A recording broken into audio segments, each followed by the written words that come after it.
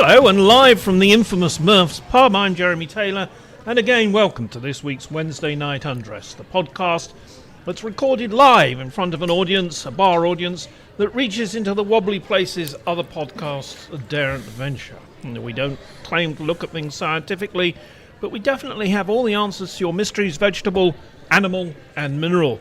We know the kings and queens of England, and questions most political. In short, we can explain matters mathematical, physical and medical.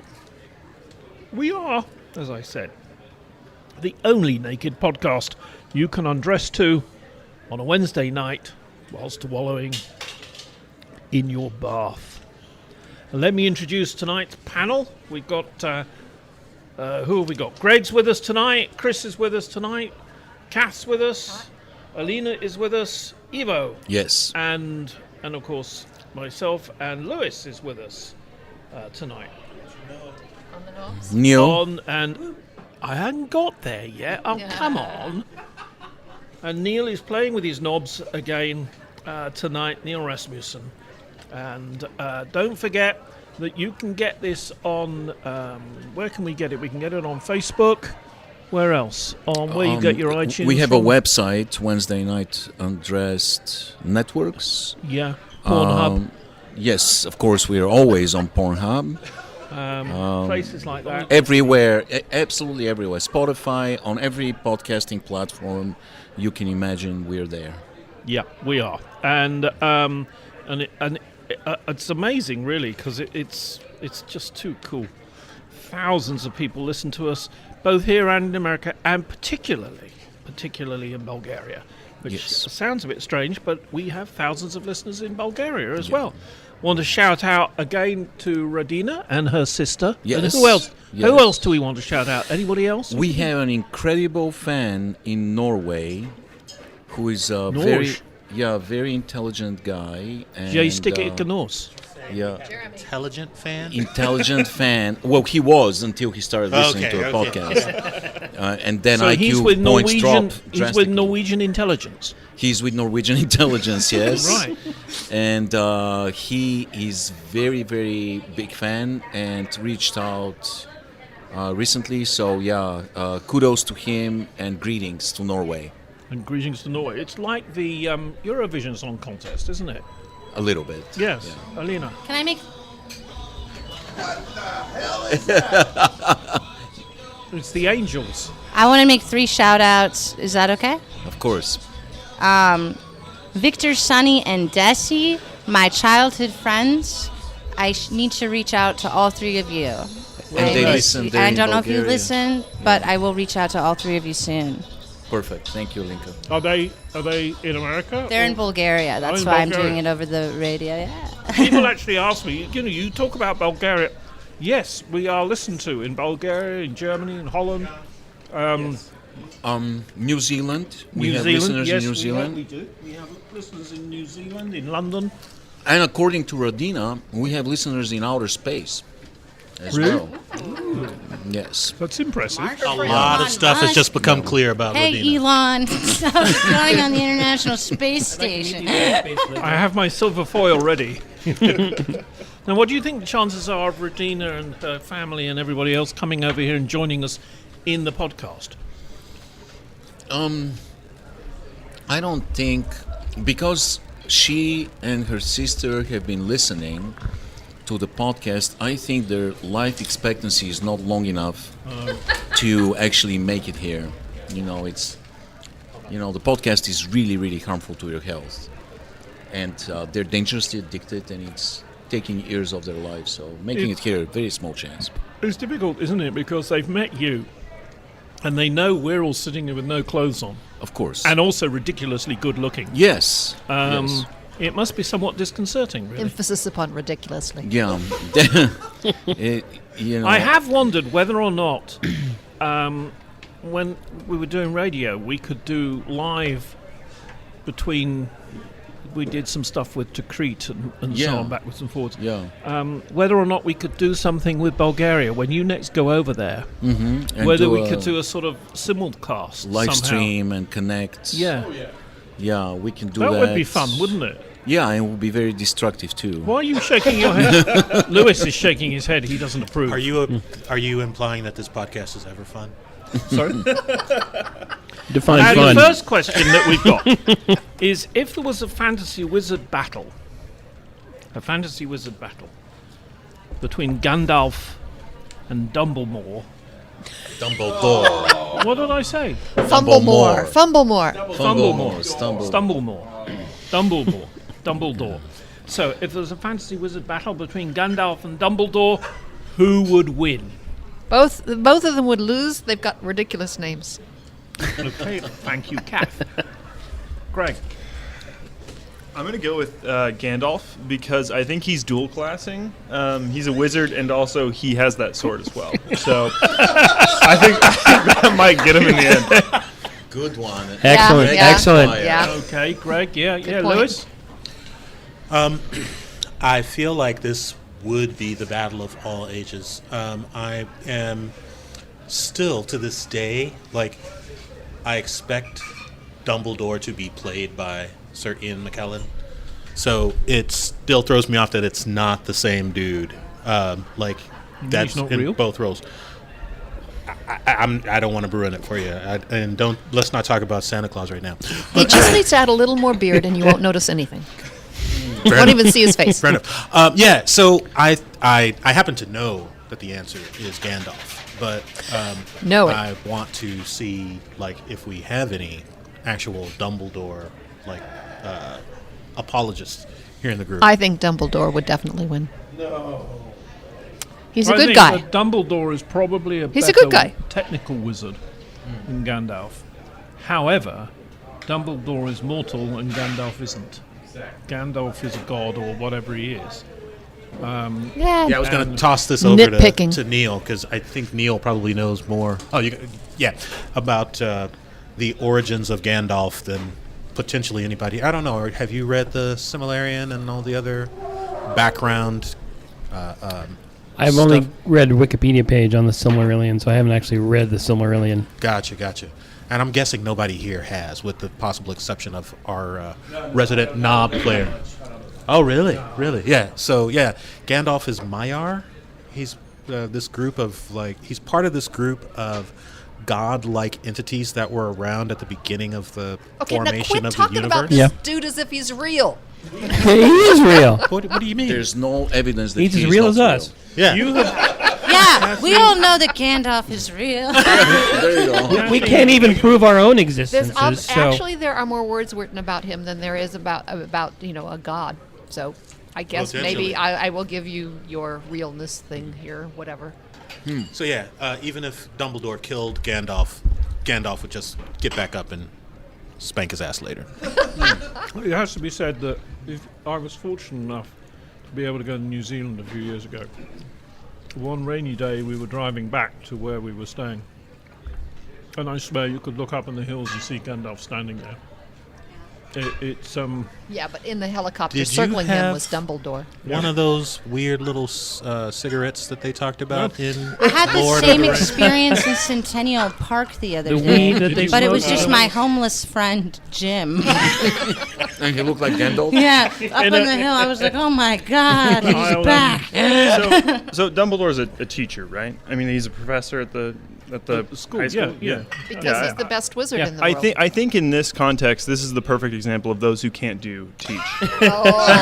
Nice one. He had Harry Potter on his side. Eva, what do You you can't think? beat him. Well, Gandalf is, like, just from observation, he's probably 6'3", maybe 5-6% body fat. He has longer reach.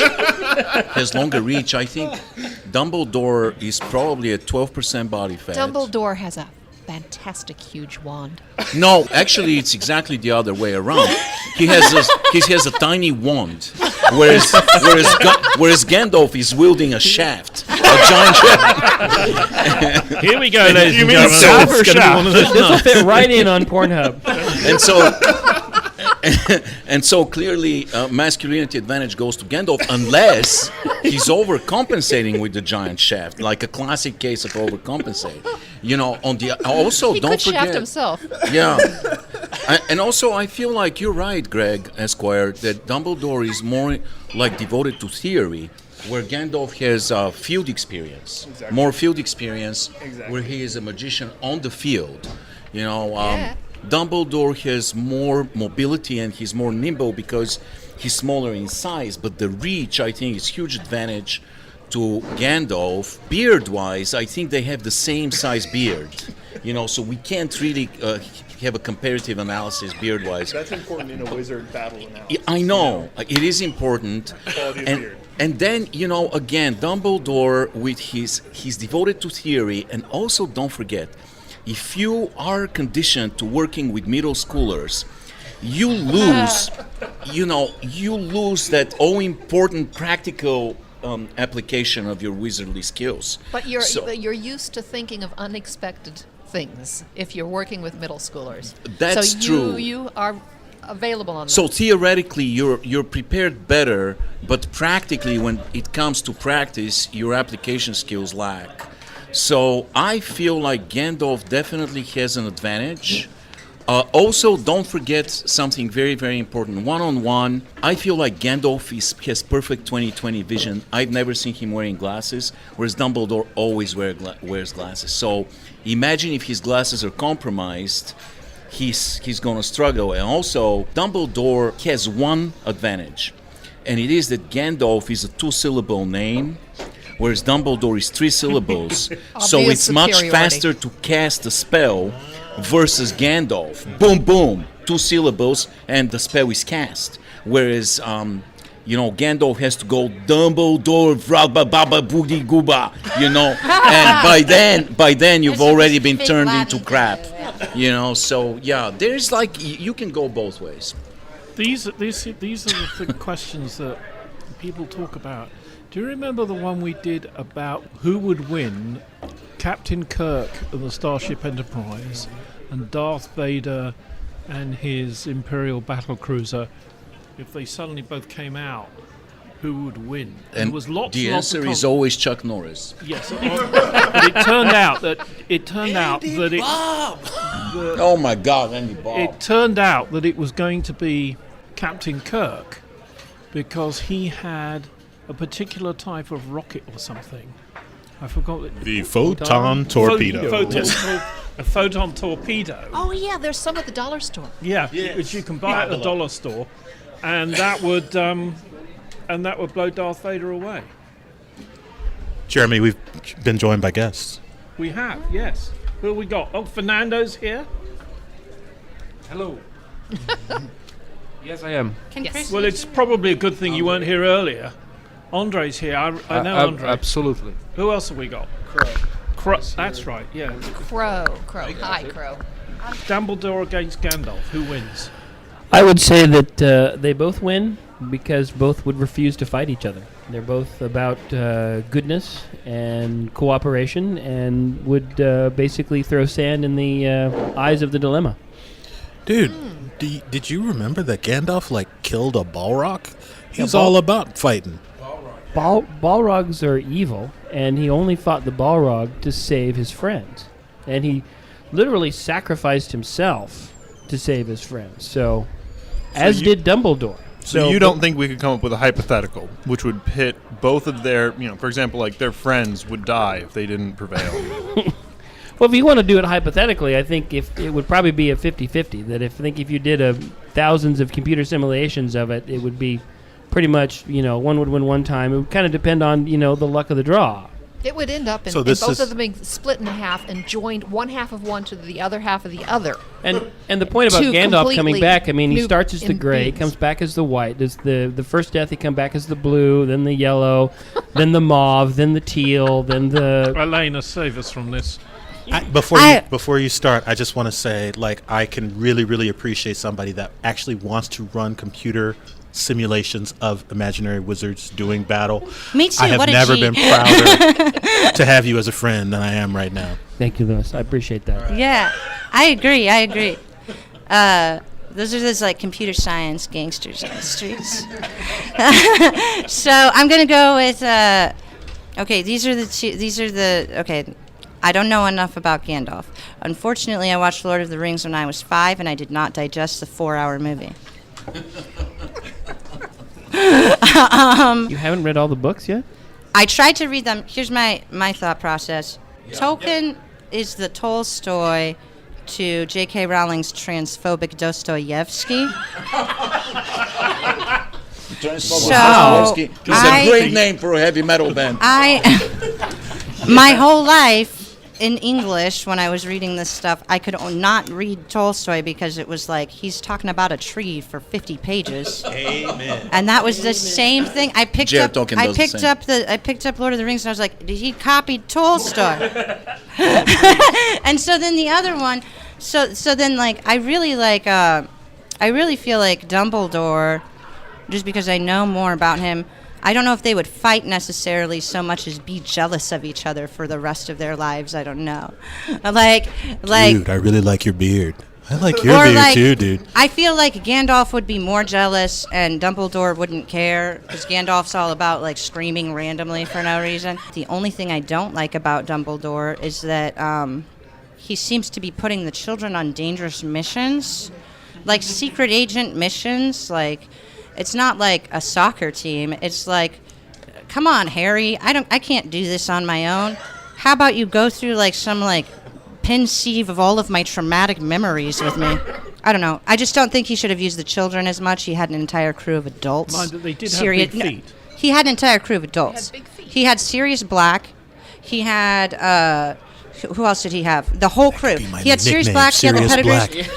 He had all these. Yeah, there were warring factions in the family. And the families, but he knew exactly which of the families were bad members, which of the family members had good members. Yeah. He had an entire house where he was keeping them all like a refugee house. Yet for some reason, he sent Harry Potter when he was 11 to go get a magic ring. Yeah. So basically, I feel like looking at their previous record, I feel like Gandalf lost one round against Saruman the White, right? Clearly lost a round, a battle, and so that's his one loss. Whereas Dumbledore, did he get defeated a couple of times? And I think he even died at some point. And yeah, but it was like on purpose. Yeah, but Dumbledore is, I feel he's more unscrupulous because, like Alena pointed out, he doesn't hesitate to use the children as a human shield. You know, so he might actually have an advantage. Well, I would. I mean, Andrei, really. I'm interested in what one of our younger members say. You know, fantasy wizard battle, Gandalf against Dumbledore, who would win? What do you reckon? I've never attempted to read any book ever. So I'm going based off the movies. And I've also never attempted to watch a 4-hour-long Lord of the Rings movie. But I did watch the Harry Potter movies with my mom when I was like 5. And I do remember Dumbledore being, like, powerful as shit. So I'm going to go with Dumbledore. Crow? I was Gandalf for Halloween in, like, 2nd grade because my dad's a Hey. My dad, like, loves Lord of the Rings. So he just gave me a beard and a thing. So, yeah. Hang on, he gave you a beard and a thing. And like a giant shaft. He gave me a giant, like, stick. Yeah. Thing. Yeah. Were you particularly looked after by the girls, the girlies? Were they of course. interested in your thing? But he definitely wins because I haven't seen Harry Potter since like 1st grade. So, and my dad makes me watch Lord of the Rings all the time. Fernando. So. I'm sorry, Crow. So I totally agree with Ivo. He basically repeat word by word what I had in mind. No, really. So I have no thoughts. I'm not fan of neither of both franchises. I would say Arya Stark would kill both of them. But you have to agree that if those two got together, there would be a lot of homoerotic tension between Gandalf and Dumbledore. Yes, indeed. There's a lot of symmetry. There'd be a lot of beard tangling and. You know, they complete tangling. each other. Wow. I think it would be a bit like Holmes and Mycroft, you know. Like a so let's move on. ZZ Top, mystical ZZ Top. Let's move on to the next question because we've got various. Now, with this question, I want a good, clean fight. I don't want any spitting, biting, gnashing, hurting of people. Nice and clean. Keep it nice and clean. Okay. Should President Biden decline to run for a second term? Should President Biden decline to run for a second term? Chris is leaning in. Big sigh. My answer is yes. He's at the risk of being labeled ageist. He's too old. We need Ageist. We need new people in the government. We have minimum ages to serve as Congress, Senate, and President. If we have minimum ages in the Constitution, we need a constitutional amendment that everyone who serves, this includes Congress, Senate, President, and Supreme Court justices, have to retire at whatever the government sets as the standard retirement age. How old is Gandolf? He is no longer should also employed retire. in the United States. Okay, so Chris. Kathleen. No, I don't think he should decline if it turns out to be the best choice. He's actually had a lot of successes despite constant and horrific opposition by people who will do anything to keep him from getting any sort of win. So he's fighting a huge headwind and still has some real pluses to his record. Eva, what do you think? Well, like Kath said, he's actually recently has had a lot of successes. He just eliminated Ayman al-Zawahiri, who was the second in command for decades after Osama bin Laden in Al-Qaeda, and has been target number one since the assassination of Osama bin Laden. He has, I don't know how much he can take credit for it, but the gas prices actually have been dropping and continue to drop. The inflation seems to be stagnating at this point. Unemployment rate is down? Unemployment rate has been incredible, and the economy, as crazy as it sounds, it actually is doing really, really good, other than the inflation and the prices. But the economy itself, the engine behind the economy is humming along pretty well. Lowest child poverty rate since ever.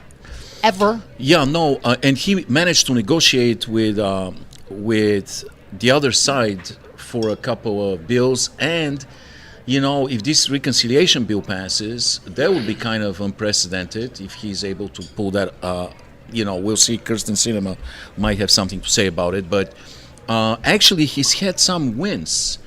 And internationally, he has had some wins. We have rejoined the Paris Climate Agreement, have reinforced our relationships with NATO and the European Union. So, you're right. He has achieved some stuff, but the guy is 79 years old. He'll be 81 or 82 when he's How old 24. are you again? 79 plus. Plus, yeah. So. He clearly has communication problems, like simple communication with the press. He has hard time verbalizing his thoughts. It is clear that he's struggling. Physically, he's struggling. Mechanically, you know how hard it is to walk without moving your arms? Have you tried to do this? Yes, Putin does it walk quite without regularly. moving your arms. This guy walks. There's no point to showing you, but he walks without moving his arms. This is important to keep your balance. Something's wrong with him. He's with his central nervous system. It is a problem. Watching him do those press conferences, interviews, it's like watching your grandmother do parkour. You expect you expect at any second horrible disaster to happen. And that's not to mention the fact that he's had COVID twice now. And so, what are the implications of potential long COVID? 3, 4, 5, 6 years from now. Most of the countries had COVID once or twice. I haven't. Yeah, I know, but one long thing COVID is a I think serious that problem given the brain damage that can occur. It is important to say that Biden has a very severe stutter, which he's worked very hard over his life to overcome. And long before he was president, he would work with kids when he was a senator who have stutters. Like the King's Speech. Yeah, same sort of thing. And so it has to be said when you're under a lot of pressure, whether you're president or not, and you're making my fellow Americans, it's very, very stressful. Trust me, it is very stressful. Alena. Okay, there are a couple of things I want to say. One, I think Joe Biden is one of the best presidents we've had in the United States history for the following reason. He is not an actor. Okay? Joe Biden is clearly a bureaucratic man who understands that his job is bureaucracy, and he behaves like a bureaucrat, and the American people are not used to that. True. Because we are the celebrity nation. And so our understanding of what it means to be good at your job is that you are a good actor. That's because cinema was birthed here. So we don't have an understanding of our politicians as bureaucrats, which is what they are and what they should be, and they should do their job and they should just do it well. I will say the following things about Biden. I don't think he should run for a second term because he's not an actor. And the American people are not at the point of understanding that they will elect a bureaucrat. I am firmly of the opinion that we don't have anybody better than Joe right now. I disagree. No, I don't know that there's anybody else that would have the success that Joe is having right now. Tom Hanks. Okay, Tom Hanks. Tom Hanks. Sorry, I don't mean to interrupt. Uh-huh. I agree that nobody would have the success in terms of making sure that everything is good for us and us as citizens and ensuring our civil rights and ensuring that we continue to live comfortably in this nation. What I disagree with is that the American people are smart enough to elect him for a second term. Every time I see his tweets on Twitter, it's people on the left and the right who are literally idiots. Yeah. No. So here's the thing. I completely agree with you. It is the scariest part of what I'm about to say, because I don't think he can win for pretty much exactly what you said. So, even with that being the case, I don't feel like the Democrats have a viable alternative to Joe. The one thing that Joe's got going for him is, apparently he can get shit done. And he's not getting what I want done. After having 4 years of the orange guy, what I really wanted was somebody to come in with some highly progressive policies and come in and kind of undo the fuckery that's gone on for the previous 4 years. Something that would prevent the Supreme Court from denying women fundamental rights, right? So that's what I wanted to see out of our current president. I don't mind a good, brilliant candidate who can appeal to enough people to get elected, coming along and doing that. That'd be great. But I don't think that's going to happen. That person hasn't appeared to me yet. Yeah. So if that person appears to me, I will be just as much. Let's have Joe go sit in a rocking chair as everybody else. But right now, I'm just not seeing that person. Right. Well, and that's the problem with the Democratic Party at this point is they're so entrenched in their power struggles that you got people like Pelosi and Schumer and the hidden party establishment who put forth their candidate rather than having some good organic system that brings people to the forefront that says, hey, I got these ideas and I'm popular and we're getting some good support. No, the problems in the country aren't because of disunity on the part of the Democrats. They are because of the fuckery of the Republican Party. No, it's the disunity. Well, it's the disunity of both parties. It has nothing to do with the disunity. It has to do with the corporate power control. I don't have a lot of saying, obviously, whether or not I think that he... I know, I appreciate it. Whether or not... I'm just surprised that Louis is the only one that brought up that, really the practical matter is what should matter. In terms of whether or not, what his policies are, what his odds of being reelected are, especially if we're talking about, against an orange man. I don't know what the Republicans are doing. Do you not have any views on Kamala Harris? Vice President Harris? Frankly, I think I've mentioned it here before. I really hate politics. I try my best to avoid paying attention to politics, but I feel like as a practical matter, I don't know what his approval ratings are now. I thought I remember reading some headlines that they were not the best. And so as a practical matter, whether or not the Democrats should run him again seems like fluctuate with the price of gas. Much the same. Can you really blame voters? I realize that you can the blame average Democrats voter for blaming Joe Biden for everything that's going on in the world, and most of it in this country, the result of stuff that's been stopped by the other party. These French fries were soggy. Thank you, Biden. Yeah, that's sure, what sure. that's what happens. The fact that fuel is back down to $4 or something. I blame Biden for that. Now, Fernando. Well, I think, it's a very low bar when you say that he did amazing achievements. Clearly, he's a politician that knows how politics work. But, there is more people there, this age is already retiring. He got to be in a nursing home. Period. Yeah, but who takes over for him? Oh, Jamie Raskin. Bernie, he does abdominals every day. He jogs. He plays basketball. We should have a good contest, okay? I'm going to bring Hillary Clinton back if you're not. Oh no, not that one. Keep it. Bring her to England. Stacey Abrams would be fantastic. Alena said something very profound. She said he's not an actor, and we've had so many actor presidents. Obama and Clinton were both bureaucrats and actors, great actors. W was a village idiot, which was very entertaining. He was entertaining as a village idiot. Then we had Trump, who was only an actor and nothing else. And this guy is not. Reagan was an actor. Kennedy was a great actor.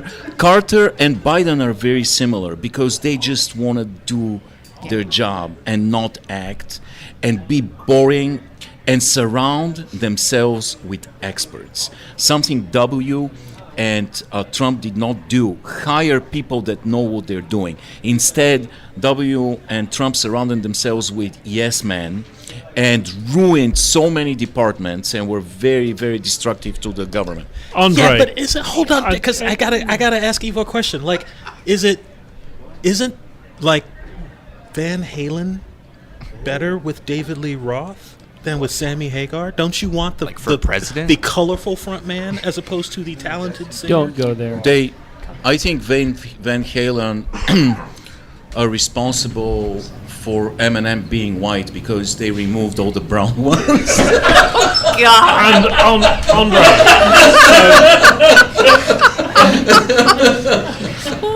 I'm just walking over the top of that. Andrei, what do you think?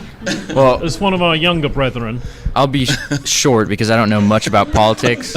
But just speaking of other options, I noticed no one mentioned Kanye as an option. Given the fact that he was a candidate. Yeah. He was a candidate for a while, right? Yeah. I just think it's worth some consideration. Jesus! Maybe he'll drop a new album. Crow. I got nothing. I don't know anything about politics. Kanye, I guess. Kanye's amazing. Amazing. I like the old Kanye, not the new Kanye. Yeah. Give the voters what they want. Yeah. Stacey Abrams, Beto O'Rourke I like. Gavin Newsom would be a great actor president. So there are options on the Democratic. Buttigieg, who has now experience as a senior manager of the transportation department. There are people that are very qualified and very charismatic that can take over. All of them lost to Biden. I know. Well, Okay, he was vice president of Obama's. Let's move on to the next question, please. I love it when a plan comes together, up and away, suffering succotash, whatever that is. Did I do that? Have all become catchphrases for a particular character. Sorry about that. Do you or a friend or family member have a memorable catchphrase? Do you or a friend or family member have a memorable catchphrase? And Andrei, I'm going to go to you because you probably know what your father's, who's sitting next to you, what his favorite catchphrase is. Sometimes this one isn't as popular anymore because we started making fun of him for it, but not making fun of, but like when he would get mad sometimes. Well, when he would get mad about us being on our phones, he would yell, "I'm going to throw your phone through the wall," and that was always That's always a pretty good common one. I like that. That's a good one. Eva, do you have a family there's way catchphrase? more. And if you don't come up with it quickly, Yeah, I'm going to go to no. a family member and ask. No, I do. I don't myself, but man, it was very funny. We lost our air conditioner this summer, as we were driving to Chicago to the airport. I was to fly to Europe, and we lost the air conditioner at home. And Jamie was devastated because it was going to be very expensive. As you actually helped us fix it, but we found out the price of a new air conditioning system, which was very high. And as we were driving, Jamie was telling me that I need to write more and make more money, write more stories and make more money. And she came up with a catchphrase that now has become ubiquitous, and it's "Get to work, You bastard. Mama needs a new Ditioner."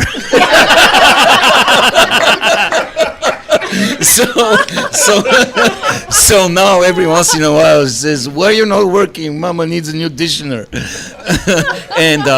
And Alena has one that I like a lot, that she likes to say every once in a while where we are about to do something. She goes, "Okay, let's get this road on the show." She loves this one. Chris. I had a friend in college who loved to say "cool beans" all the time. That was his catchphrase. And for me, to prevent myself from swearing on the golf course, I always say, "Oh, Lord, love a duck." My grandmother used to say that. Really? Love a Lord, duck. love a Did duck? you know his grandmother? No, I did not. Oh. Well, I know that. How bizarre. Lewis. I have so many of these, I don't even know where to start. I want to start actually with our friend Costas, who very long ago introduced us to this very short phrase that is always appropriate whenever someone asks, "Do you have some? Do you have sugar I can borrow?" "I got your sugar right here." Yes, and he would say this about everything. "Yeah, I got your ketchup right here." "Do you have Guinness?" "I got your Guinness right here." For a while, we went insane with this. Like everything, everything was like this. Yeah. Yes. You're right. I forgot about that. Oh yes. I realized that Greg and his girlfriend Margaret came over to my house this weekend, and I did not at any one time have the opportunity to quote my Uncle Ozzy, who says, no matter if it's good or bad, he almost starts every story that he tells you with the phrase, "It's rough on me." So it doesn't matter. "Uncle Ozzy, how you doing?" "I tell you, nephew, it's rough on me. I had to go and get all my money out of the bank today." Let's go to him the next day. "Uncle Ozzy, how you doing?" "I tell you, nephew, it's rough on me. I had a date with 3 women the other night." It's hard out here for a pimp. That's it. That is exactly like the sentiment. The meaning of it. it. Yeah. And so that and Uncle Ozzy would always say, as his exclamation, he would always start his exclamation with, "Great day in the morning." So whatever his... That is what I would say is yours. I got it from my Uncle Ozzy. Yeah. Alena. I got a couple. One is my grandmother. Every time I would push her too hard with questions about her life, which was like assignments from school anyway. Like, tell us about your grandparents' lives and stuff. I'd push her too hard with questions about my life. She'd say something rough, and then I'd go, "Why would you never tell me that?" And then she would go, "Why would I tell you that?" which I always loved. And then one from my grandpa. One time I was sobbing because I didn't want to take a nap, which is the stupidest thing in the world. But I was a kid, you never know when you're a kid, right? Not when you were 25. No, I was like 4. But Papa went through so much, and so it was he didn't have the patience for it at that point. So I was sobbing because I didn't want to take a nap, and he only said this one time, but I love this. He goes, "Do you want some balloons?" And I went, "Why would I want balloons? I don't understand. I don't want to take a nap." And he goes, "For the pity party you're throwing." Oh, I like that.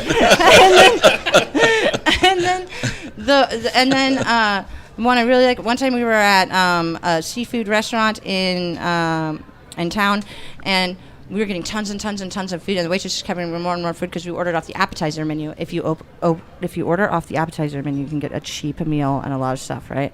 So we were getting all this stuff, and the waitress kept coming with more stuff, and then Mom goes, "I feel like a fat kid in church," which none of us understood. That doesn't make any sense. None of us understood, but I say it all the time, even though it makes no sense. and then the very last one is my sister. She says obvi, so I'll be like, "I'm having the shittest day of my life," and she'll be like obvi. Yeah. So those are my Kathleen. favorite ones. Kathleen. Well, I don't really have much of a catchphrase that I know of, except whenever we have a whole group of people trying to get out somewhere, and somebody will say, "We're off," and I'll say, "We're off like a herd of turtles." That comes from my mother. Jeremy has a sort of a catchphrase. I don't know how to say this, but he says, Gently now. Gently. beep. Beep is a warning. He'll say beep if he's about to sneeze. Oh, I see. And this is something he worked out with his first wife so that he doesn't scare anybody, and she had to do it too. So when I sneezed the other day, unexpectedly, and he got really pissed off that I didn't say beep first so that he could be prepared for it. Crow. Andrei likes to say stuff. He used to say shit like that. Shit. Like I told him, I was like, "Oh, I hit like 2 of 5 for 8 reps," and he was like, he's like shit, shit, and then he got on video. It was a whole deal. It was really funny. Greg. Okay, so the one thing I can think of, it was from law school, and it was a habit that Lewis and I and our group of friends all picked up.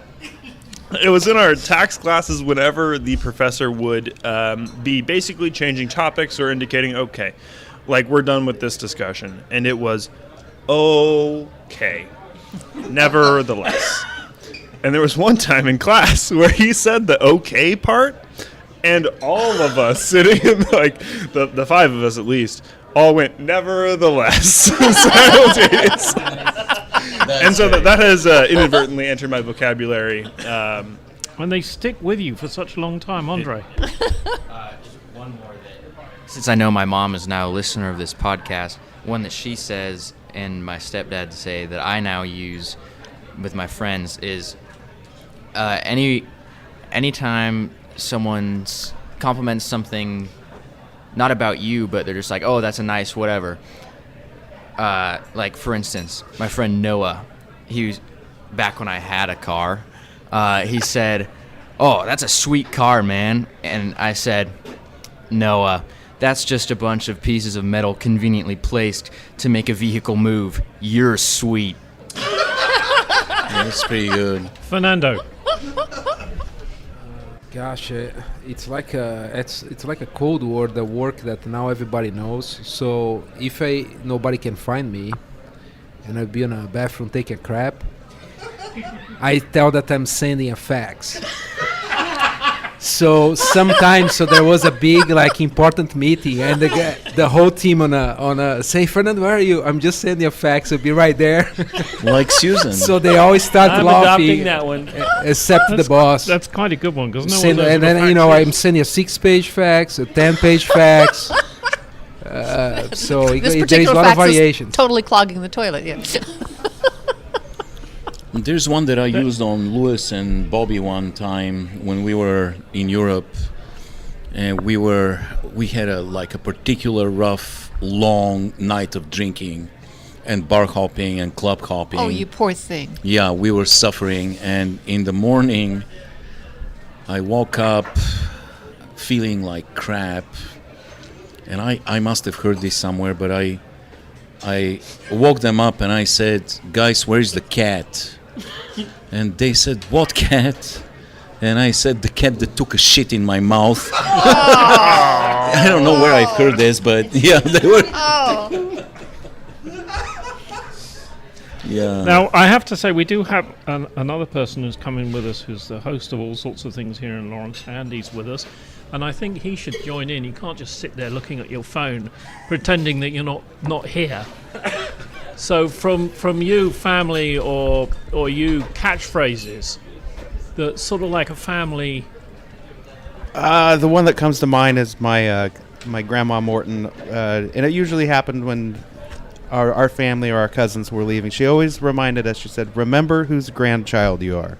Remember whose grandson you are." And she would use that when things had gone wrong too. So that's the first one that comes to mind. Oh, wow. This, by the way, is Andy Bob, who is a legendary musician, television personality, trivia game host, and he's done so many things. He's a beloved human being here A bit in like us. Lawrence. Yeah. Not exactly opposite of you, yeah. I feel like I'm going to get asked for money after that. No, but his stand-up comedy is a treasure, and he just does so many things that he sometimes doesn't have time to pursue certain things that he's very talented in. But man, his stand-up comedy was incredible. I had the pleasure of watching him at the Jazz House a few times. It was amazing. So thank you for being here, buddy. Thank you, Eva. Yeah. Okay, now we're now going to make you sit in the middle of the table and be funny. Hang on. Jeremy, what Yes. about you and catchphrases? Well, he has the beat. Beep. Yeah, for you. My father had a habit. He had 3 or 4. One of which is "You look like a dying duck in a thunderstorm,"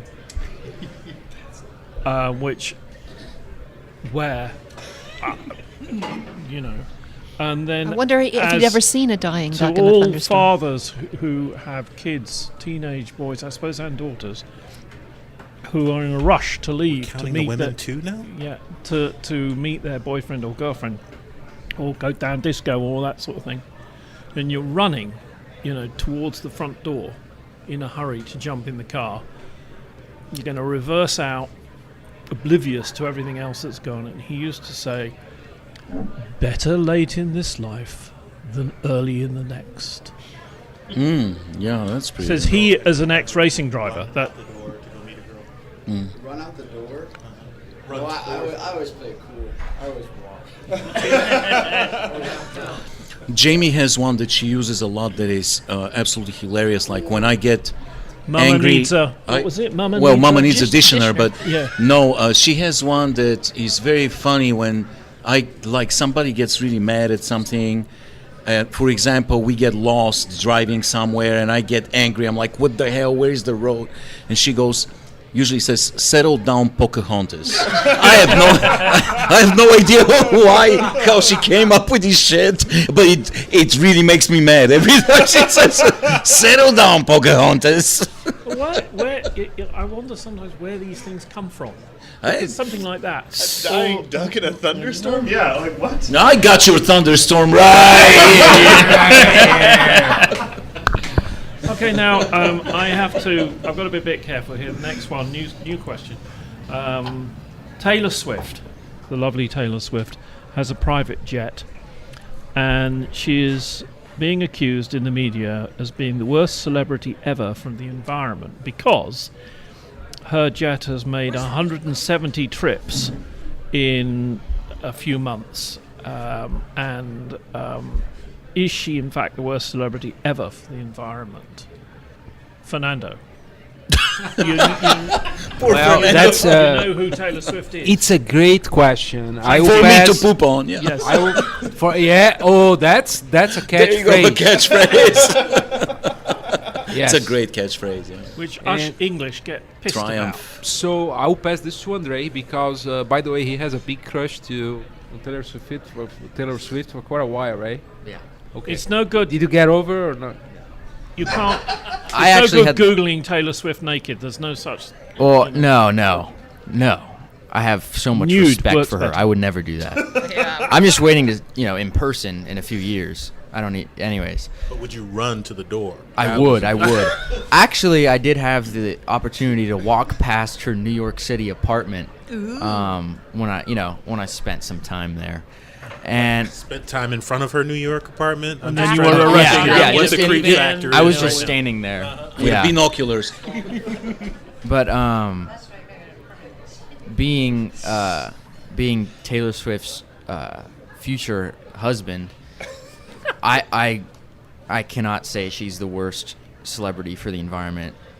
I don't know what, I didn't know about this private jet thing, but I don't think it's that big of a deal because it's Taylor Swift. Now, if it was anyone else, then they would be the worst celebrity for the environment. But until that person, isn't Taylor Swift, she's not the worst. Kathleen. Well, wasn't there this other celebrity named Yahweh or something like that, who flooded who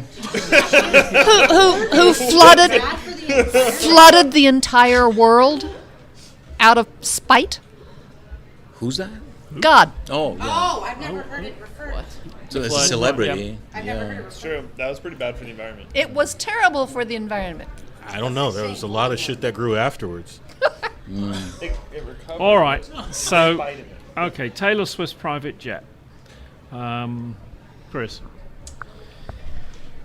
This is going to be deep and meaningful. I could probably go into, the physics of it being an aircraft engineer, but it's really actually kind of minor given the cleanliness of burning of jets as opposed to the dirty burning that automobiles do. It would probably be likely that if she took a limousine to take the same trip, it would probably burn more and emit more CO2 than the jet itself. Wow, I had that's incredible information. Wow. So jet fuel actually burns cleaner. A little bit, yeah. Yeah. I mean, It smells fantastic in the morning. the worst part about it is that it's high up in the atmosphere, so it's spread a lot more. But, asking this kind of question to my engineering mind is kind of silly because there's so much more, being done basically making plastic out of petroleum that is, and making cement to build buildings that is, far bigger contributor to global warming and greenhouse gases. I mean, I feel like this is a question better suited for scientists, perhaps engineers like Chris here. I myself am barely literate. I obviously can't speak. So it's a good thing because you went to a unfortunately lawyer don't have a school, great. didn't you?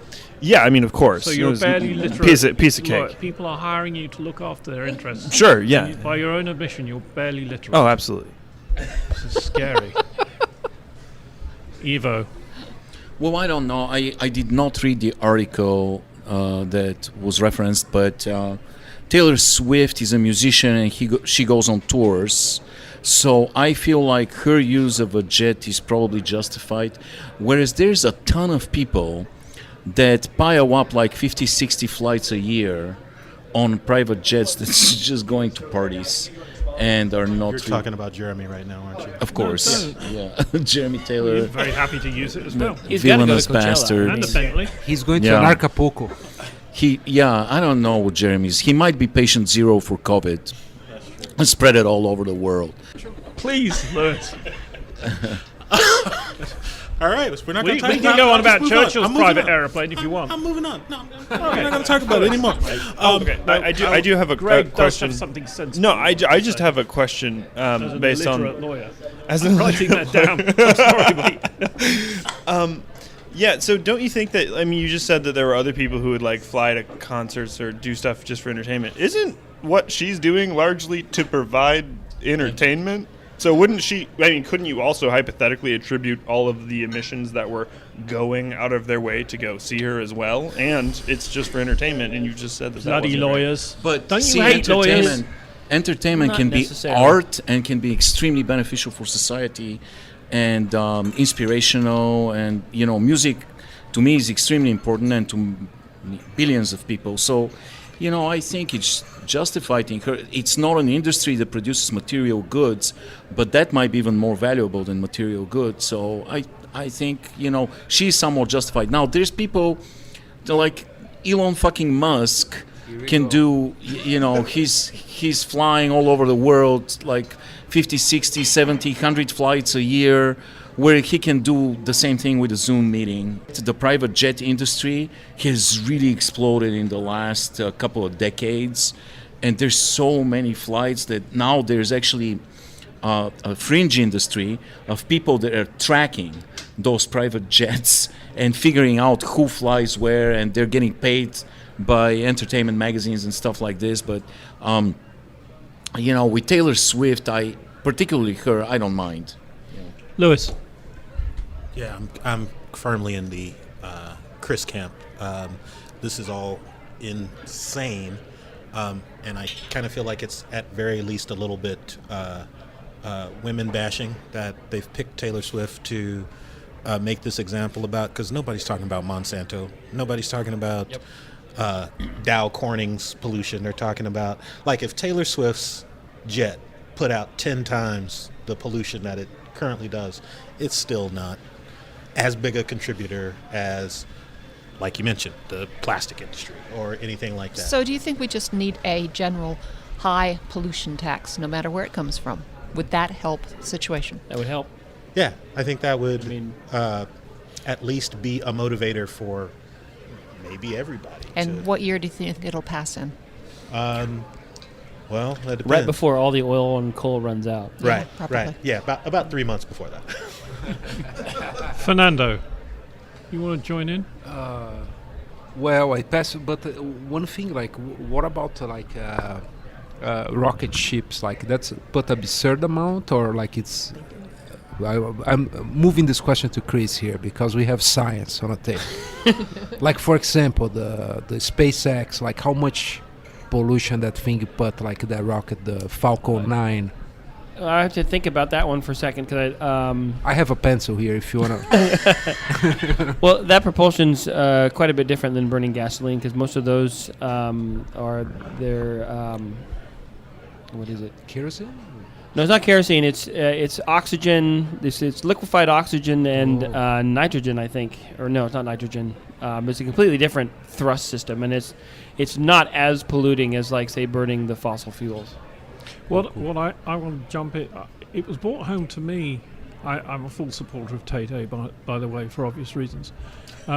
Sure. But it was brought home to me that in my sort of home city of London, I can remember as a teenager going to work and being in London, going to gigs in London, all that sort of thing, and the place was black.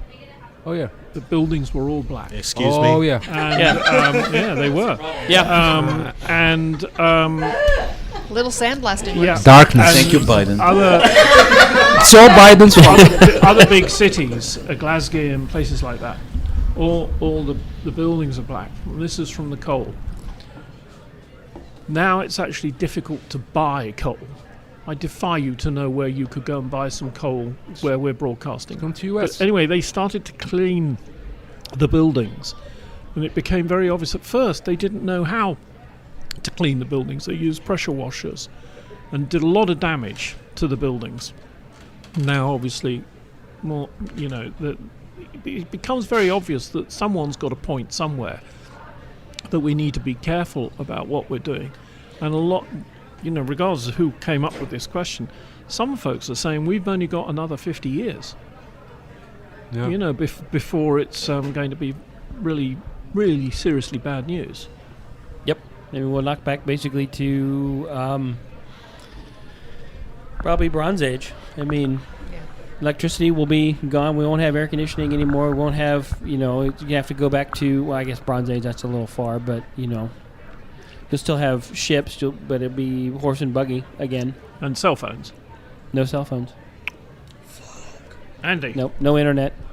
I didn't read the article, and all of a sudden it got serious, and you guys sound like you know what you're talking about. So that's what we started. I'm just going to do a long reach and just blame it all on the Michelin Man and leave it at that. That's very good. He always creeped me out. Just a couple of strategically placed nails for him to roll on, and he's history. So, Chris, you're saying there's some kind of singularity that we have already passed, and things are irreversible? I would say that we're probably in the next great extinction event, and it's probably unstoppable at this point, given the fact that nobody really wants to listen. We're not going to. Life on the planet is not going to be destroyed. What's in jeopardy is our ability to live at the state that we live at this point. And so, once I mean, you probably have, wind power to be able to create some electricity. You'll probably have some hydroelectric power available. But the state of the world that we have right now is not going to happen because the biggest issue is going to be the water wars. Excuse me, but I have to leave the table while we still have a bathroom to use. All right. It's going Last soon. question then. Last question, which someone threw at us. The science of longevity is starting to mature, and some scientists, futurists, think we're on track to end and maybe even reverse aging. Question is, would you?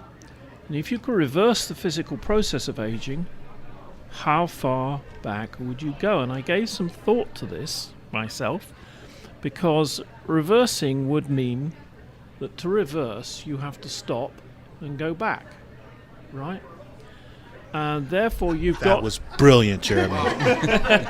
It came from my old physics teacher, because he made the point that a bumblebee flying along a railway line can stop an express train. Was it Eric the Half-Bee? The point is that to reverse,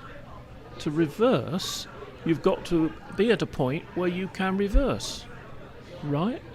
And if you get to that point and then you reverse, you want to become younger, right? And if you want to become younger, do you want to become younger with the experience that you have learnt while you have been getting to the point where you're going to be doing the reversing? Now, when you think about getting to the point where you've been doing the reversing, you have then reversed and come back to another point, say 12, for instance, and then you make your way from age 12 back to age 60. What do you do then? You've got to another point and you reverse back again. Yeah, so this how ain't many Avengers. times do you do this? This ain't the Avengers. What I'm getting at is, he says the science of longevity. Call Dr. Don't Strange. you join in, Greg, because you remember you said you're dyslexic. No, I didn't say I'm dyslexic. I said I'm barely literate. Now you're arguing with me. Which was Bloody generous, frankly. Bloody lawyers. That's what she said. So, Fernando, you're the nearest thing to another engineer other than Chris that I know. So, what? Yes. Go for it. Longevity. Try and come back with us. I will go back. You would go back? I will go back. Where to? What Let me age? see when I started making mistakes. I'll go back like a few decades back. And would you be taking the experience? This is what the Yeah. questioner didn't say. Of you course. take the experience that you've learned, you go back 20 years, Yeah. a few decades, and start over, Yeah. right? And then you're going to go forwards for 20 years with new experiences, plus your old experiences. Are you going to go forwards 20 years or 30 years? And then would you come back? Probably He's yes. going back in time or just reversing his aging process? Just for the aging process, because Yeah. he's keeping the experience. Right. Yeah, I'll do that forever. So, in fact, you're not actually reversing your aging. You're slowing your aging down. Okay, Chris. I'll pass. I don't know. That's my second can. I'm totally lost. I'll let Chris. I trust Chris. I like his opinions and just yeah. Sorry, Generally speaking. I would keep looping. Generally speaking, taking the broad view, all things being equal. says he's loopy. Chris, I'll be looping. generally speaking, what forever. do you think? I wouldn't reverse because I don't. It's hard for me to imagine how you would actually reverse aging. Would I actually become smaller? Let's say if I took myself back to my size when I was 15. You wish. That there's serious physical implications of what happens to all the mass that I've accumulated over that time. That's a serious question. And I wouldn't do it. I mean, my life is my life. I've lived it. I happen to believe in reincarnation, so I'll just move on to the next life. I mean, there's really no reason for me to extend this one any longer than it normally is. I mean, I've already done a bunch of longevity stuff. I mean, I go to the doctor regularly. I try to eat right. I do exercise to try to keep myself healthy. I mean, my life is extended well beyond, what it would have been maybe 100, 200, 500, 1,000 years ago. So, I have my regrets in my life, but I've lived a pretty good life. And, when I die, I'll just see what happens in the next one. Now, I have to ask, and I know I will have Andy's support in asking this question, and I know there are lots of other people who want to join in. But if you're going to come back, do you want to come back as something like a pussycat or something? Leotard. I just need to know what it is you're going to come back as. Dragon. I have no idea. Sorry? I have no idea. I'm so disturbed that you were just sitting on that. Lewis, I didn't get a sensible answer, so never mind. Okay, so if I could stop aging, reverse aging, my optimal age is 34. That's where I would go back to. It's a good age. It is it is old enough that I don't look like a child, and it is young enough that I don't have all of the physical ailments that I currently have. So, like, when I think about my past history, for me, that was 34. Like, I think that I basically want to have the life of a comic book character. Like, comic book characters never get past 65 unless they were originally drawn that, or past 35 unless they were originally drawn that way. So that's kind of where I'm basing this on. Alena. Since everybody on the panel is ancient, Watch it. except for me, Andrei's friend, Jeremy. Andrei's friend Crow, and Neil on the knobs. thing there. And Andy Ball. And Greg. And Greg is ancient. Greg went through law school. He's ancient. So He's a solicitor. So Remember anyway, what they say about old age and treachery. Yeah, absolutely. How about Jeremy? Because you're older, I'm gonna have to answer this my way because you answered it your way. So I have to answer it my way. This is my way of answering it. Gently. I would like to, first of all, live forever because I love being alive. So I'll start with that. Good point. Second of all, I'd like to make it to the age of 64. When I'm 60. When I'm 64. Will you still need me? Will you still 64? I'd like to make it to the age of 64 because I think I will be ripe and beautiful and at my prime. And I can just chill out, relax, and then I'm going to have Elon Musk show up to my house and put all the cyborg shit in me. So I can live forever. And it will happen. You will be here, Elon, because I have spoken out for you for so long. Greg, she obviously hasn't seen Elon with just in swimming trunks. Well, as a barely literate, ancient 27-year-old man. Solicitor, yeah. Solicitor. There are two facts that are my understanding that I've heard. Obviously, I haven't read them. But one is that because you're illiterate, right. Yeah. I'll go at that. Quick on that. One is that keep going. The age at which your body starts to decompose. Decompose. Your prime is really within the range of 21 to 23. That's when your ability to gain muscle mass starts dropping off, and things like that. However, I think that with the ability, I would say maybe going back a few years. Actually, even as only 27, I would say I'd still maybe take up the option to go back a few years. I wouldn't be too worried about looking too young, so long as I can keep the experience. I mean, I was born an old man, so this would work out fine. It's a solicitor, yes. Well, Andrei. For me, since I'm not ancient, there's not much to go back to right now. There's 15-ish years, and I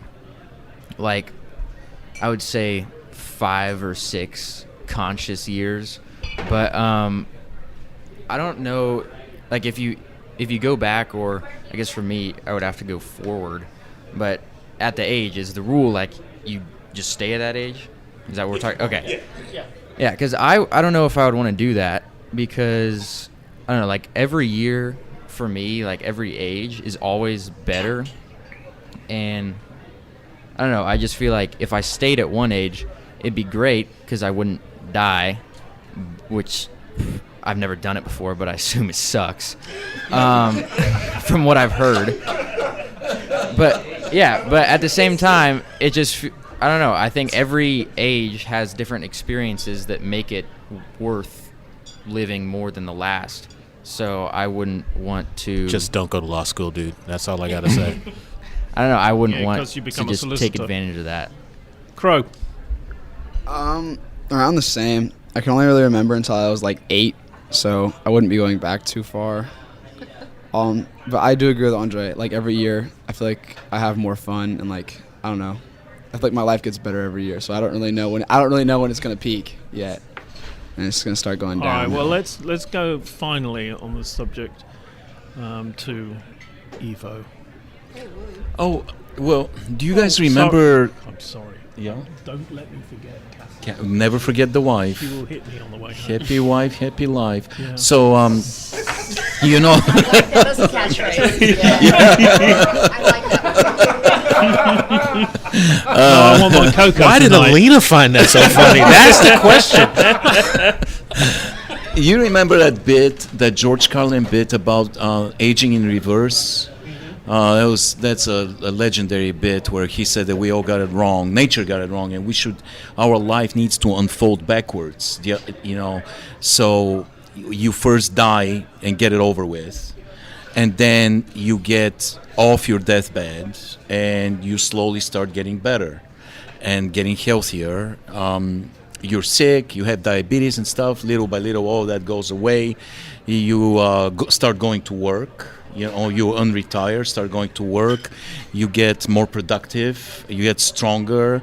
You get married, and then you forget your wife.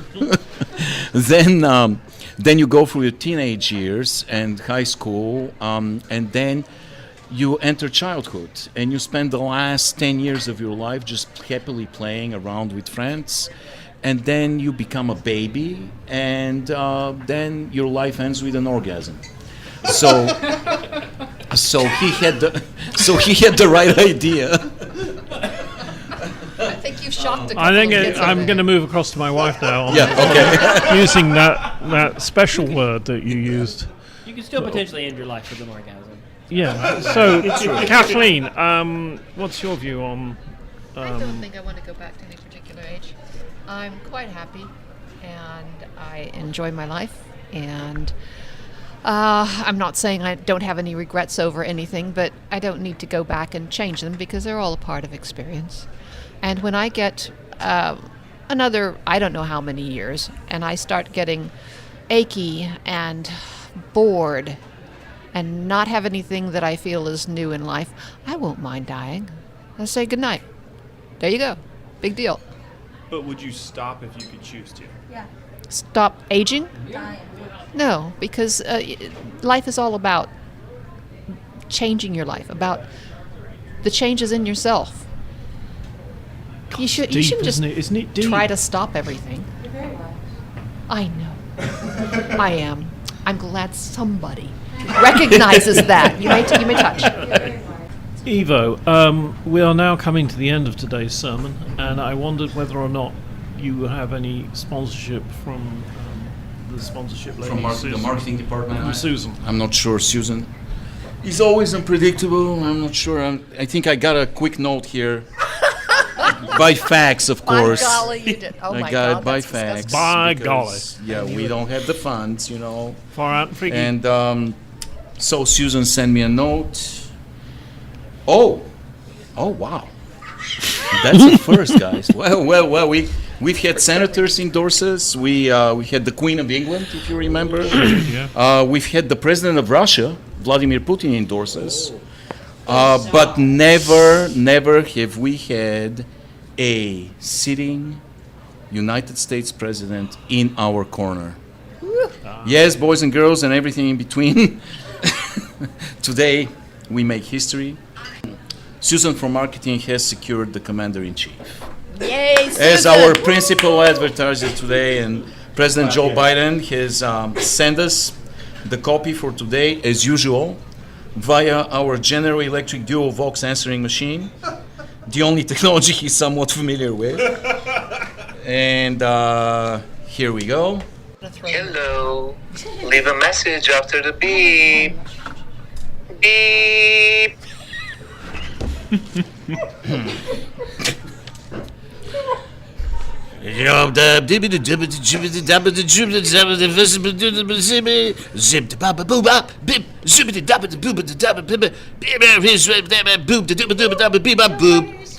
Here's a little diddly for you.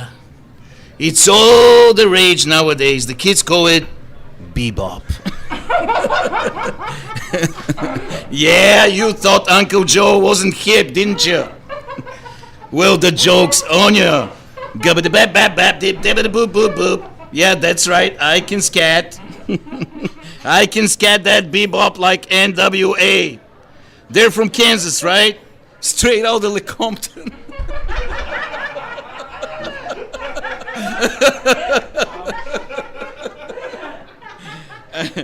I'm even gonna give a presidential medal of freedom to that great bebop artist, Dr. Dre. I think he's also an obstetrician.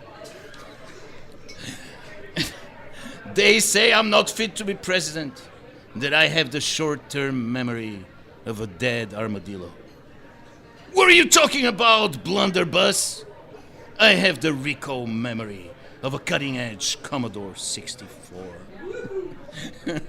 I'm the president and I'm sponsoring you for some reason, but I don't know why. Who are you? More importantly, who am I?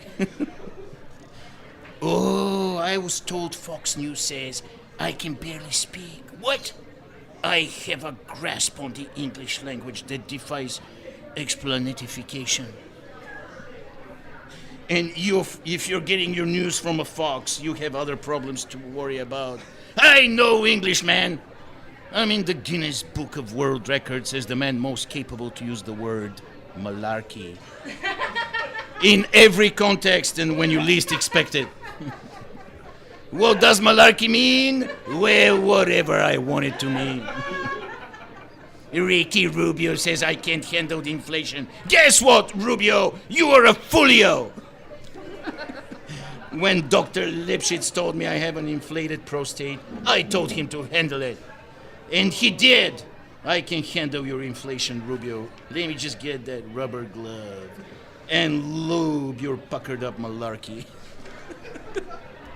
By the way, I may give one out. I may give one presidential medal of freedom to the other bebop giant, Snoopy the dog. Love him to death. What a fine comic character. I'm not qualified. What about that tub of lard, Nini Hammer, Donald Trump? I had to fumigate the Lincoln bedroom. That disgusting animal had sprayed his malarkey all over the place. In fact, I had to disinfect everything. I don't think that combed-over poop factory ever made it on time to the bathroom. Can you believe how lazy that baboon was? He refused morning presidential briefings. Why, you fool? The presidential briefs are the best. You put them on in the morning and then you poop in them all day long. They're silky and poop resistant. I tell you what, man, that Trump character was a bumbling idiot. I firmly believe Donald Duck is not fit to be president. Some simpletons follow him like sheeple all the way to the Capitol. Maybe he can be a shepherd at best. I can almost see him, his glorious comb-over, flapping in the wind, on the green hills of West Virginia, herding along a bunch of North American malarkeys. Marjorie Taylor Greene. She's been whining too. She says, my boy Hunter is a disgrace. Shut your rotten pie-hole, you wicked trailer park witch. My boy Biden is a stud. You can find more crack in this boy's apartment than at the National Plumbers Convention. That is a lot of crack. That boy, that boy's a slugger. Mitch McConnell says, I caused a gas crisis. So what, Mitch? I did cause a gas crisis. I cause one every time I go to Taco Bell. I have the colon of an East Gambian hippopotamus, and I'm proud of it. I call that intestinal fortitude. And the more gas I make, the lower the gas prices. It's called overproduction, Mitch. As Benjamin Franklin once said to me. Joey boy? Joe, something died in your long intestine, man. You gotta have that checked out. But I can't get mad at Mitch. I love that sexy beast. Man, what a body. What an elegant neckline. I want to hump his wrinkly leg like a slobbering malarkey. Mitch, hit me up on Snapchat, you hot dish, you. What? You didn't know Uncle Joe can snap, did you? Yeah, I'm a hip POTUS, baby. Snapchat is my bitch. I TikTok too, you nut grabbers. In fact, I just made a TikTok in my pants. I call it Air Force number 2. It's parked and waiting for passengers in the presidential briefs. As Winston Churchill once said to me, "Good God, Joe, this smells like a hard-boiled spotted dick." You gotta have those bellows checked. Man, I love me some gangster bebop. I might also give the Presidential Medal of Freedom to Eminem. Wait, what? He's white? Why? Was it because Van Halen removed all the brown ones?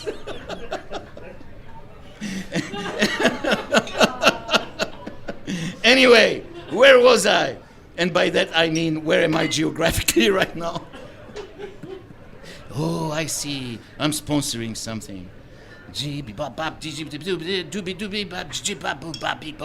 I will sponsor your program with a generous donation of $5 million, adjusted for inflation, crisp, freshly printed malarkeys. Congratulations and hail to the chief. Thank you, President Biden. All that remains is for me, Jeremy Taylor, to say thanks for listening. And remember, all of the 2020s, 21s, and 22 podcasts can be found for download on the Ko-fi feed channels that you go to on the intraweb. I want to thank our team tonight, starting with Redina, Greg, Chris, Kath, Alena, Ivo, Jeremy, Lewis, Andrei, Fernando, Crow, and, of course, Andy, who's just joined us for tonight. You've been listening to yet another version of Wednesday Night Undressed for a live naked no, we're the naked ones, the naked audience. Yay, thank you for listening. Oh, and I didn't thank Neil for twiddling his knob. So, sorry about that.